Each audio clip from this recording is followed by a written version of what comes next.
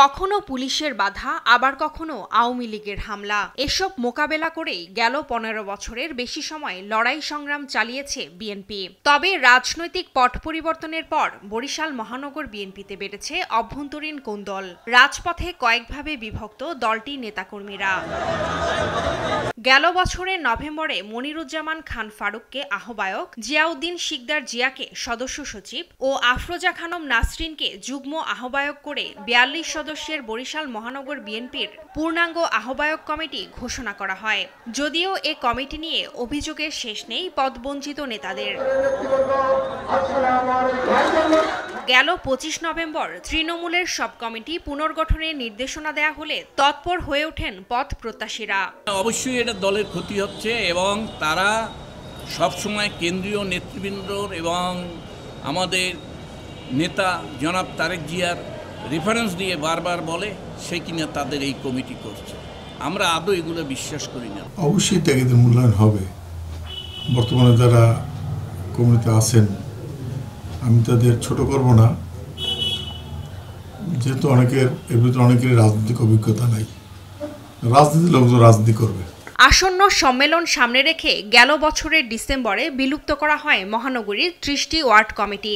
নেতারা বলছেন অভ্যন্তরীণ কোন্দল নয়, বরং নেতৃত্বের প্রতিযোগিতা রয়েছে নেতাকর্মীদের মাঝে। নেতৃত্বের যে প্রতিযোগিতা এটা থাকাটা ভালো, এটা আছে এবং থাকবে, কিন্তু আমাদের মধ্যে কোনো কোন্দল নেই। রাজপথে যারা ছিল, আন্দোলন সংগ্রাম ছিল, তারাই কমিটিতে থাকবে। যারা বিরোধ করতেছে, ষড়যন্ত্র করতেছে, তাদের ষড়যন্ত্র কোথাও এই ষড়যন্ত্র সফলতা নেই।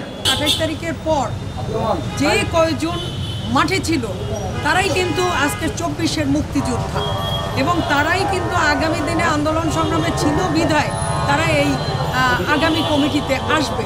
রাজনৈতিক বিশ্লেষকরা বলছেন রাষ্ট্র ক্ষমতায় যেতে চাইলে অভ্যন্তরীণ কোন্দল ভুলে রাষ্ট্র মেরামতের রূপরেখা জনগণের সামনে তুলে ধরতে হবে। সেই সঙ্গে দলকে বসন্তের কোকিল মুক্ত করতে হবে। আর নতুন কমিটিতে ত্যাগীদের সর্বোচ্চ মূল্যায়নের কথা জানিয়েছেন দলের কেন্দ্রীয় নেতারা। যারা দলের জন্য ত্যাগ স্বীকার করছে তাদেরকে মূল্যায়ন করতে হবে। পাশাপাশি যে সমস্ত বিশৃঙ্খলা সৃষ্টি হয়েছে, বসন্তের কুকিল, এই সমস্ত কুকিল থেকে সতর্ক থাকতে হবে। দায়িত্বের মধ্যে হয়তো কোনো থাকতে পারে, ত্রুটি বিচ্যুতি থাকতে পারে, কিন্তু মহানগরের সমস্ত 30টি ওয়ার্ডে